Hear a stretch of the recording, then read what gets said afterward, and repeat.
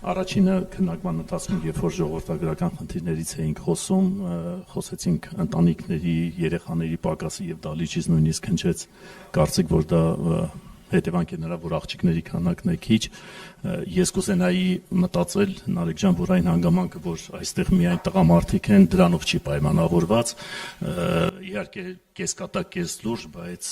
իմ առաջարկը կլինի, որ հաջորդ քննարկման ժամանակ անպայման այդ հարցին ուշադրություն դարձնեք։ Ես եւ իմ ընկեր պարոն Կարայանը կարծում եմ կամավորության հիմունքներով մեր տեղը կզիջենք ոչ պակաս ավելի հեղինակավոր եւ բանիմաց կին տնտեսագետների եւ դա վերաբերում է նաեւ մնացած հարցերին իհարկե կարող եք ընդունել որպես կատակ, բայց ինչպես ասում են ամեն կատակի մեջ կա կատակի հատիկ։ Երկրորդ հարցը, որի շուրջ կցանկանայի նույնպես որպես ուղղություն նշել, դա այն է, որ համոզված եմ իհարկե, որ դրան ուշադրություն դարձրել եք քննարկումներում,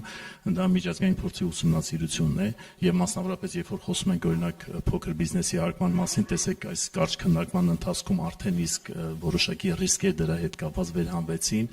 հնարավոր չի լինելու ընդհանրապես որևէ բիզնես նույնիսկ հարկերից ազատելու պարագայում ամբողջությամբ ազատել վաճառությունից, որովհետեւ այն շեմը, որը որ մենք պետք է որոշենք, որ այդ շեմից ներքև ինքը ազատված է լինելու հարկերից, այդ շեմին հետևելը պահանջում է վաճառություն։ Հետևաբար, եթե այդ վաճառությունը պետք է լինի, հիմնական խնդիրը այդտեղ է լինելու, էլի։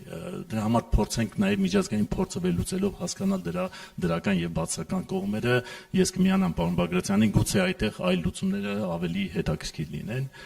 Եվ շարունակելով ձեր միտքը, Նարեկ ջան, դա ներդրումներին է վերաբերում։ Դուք նշեցիք, որ անցած տարի 2025 թվականին բավականին ցածր են եղել ներդրումները, խոսքը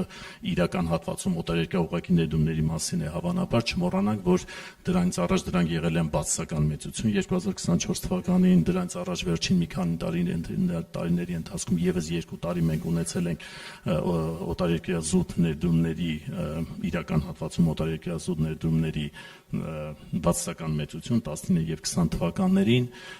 իսկ մեզ բոլորիս տնտեսագետներին հայտնի է, որ երկիրը չի կարող առաջանցիկ տեմպերով զարգացում ունենալ, եթե մենք չկարողանանք դուրս գալ այդ կախարդական ցիկլից եւ չկարողանանք ներգրավել օտարերկրյա ուղղակի ներդրումների հզոր հոսքեր դեպի Հայաստանի Հանրապետություն։ Այդ լուծումները մենք պետք է աշխատենք այդ լուծումների վրա եւ ցավոք մենք որպես հասարակություն մենք վերջին տարիներին ապացուցեցինք, որ ինստիտուցիոնալ լուծումներ չկան այդ առումով մեր երկրում։ Այսինքն մենք կարող ենք մտածել, որ մեր օրենսդրությունը լավն է, մեր սահմանադրությունը լավն է, բայց երբ որ գալիս ենք արդեն կիրառական պրակտիկայում, մենք ներդրողներին ցույց ենք տալիս, որ այդտեղ ոչ մի կանոն չի գործում։ Եվ հետևաբար այստեղ մեզ հարկավոր են լինելու իսկապես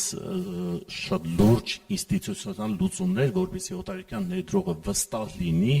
որ ինքը գալիս է մի երկիր, որտեղ իր իրավունքները պաշտպանված են լինելու, ընդ որում այդ պաշտպանողը ոչ թե լինելու է անհատը, անձը, այլ տրված հստակ կուռ իրավական կարգավորումները։ Այստեղ ես խնդիր եմ տեսնում, լուծումը ինձ համար տեսանելի չի անկեղծ ասած, բայց վստահ կարող եմ ասել, որ եթե մենք այս հարցում յուրօրինակ, ինչ եմ ասում յուրօրինակ, որովհետև չեմ կարծում, որ աշխարհին հայտնի են շատ նման նախադեպեր, երբ որ երկիրը հայտնվել է նման իրավիճակում։ Եթե մենք չկարողանանք բավականին հստակ յուրօրինակ լուծումներ գտնել այս հարցում, որ մենք կարողանանք չնայած ստեղծված բավականին ծանր իրավիճակին ներդրումների պաշտպանության, սեփականության իրավունքի պաշտպանության, օրենքի գերակայության իրավունքի բացակայության այդ ծանր իրավիճակի պայմաններին մենք ինչպես կկարողանանք ներդրողին համոզել, որ ինքը պաշտպանված է լինելու Հայաստանի Հանրապետությունն եւ կարող է ցանկացած աշխարհի այլ երկրի փոխարեն վստահաբար ընտրել Հայաստանի Հանրապետությունը եւ վստահ լինել, որ անկախ իշխանությունից, ով ուզում է լինի վաղվա իշխանությունը 5 տարի հետո, 10 տարի հետո ինքը պաշտպանված է լինելու, եթե մենք դա չկարողացանք անել, ցանկացած ծրագիր, որքան էլ որ մենք ուզենանք, որ դա խոստում չմնա, արդյունքը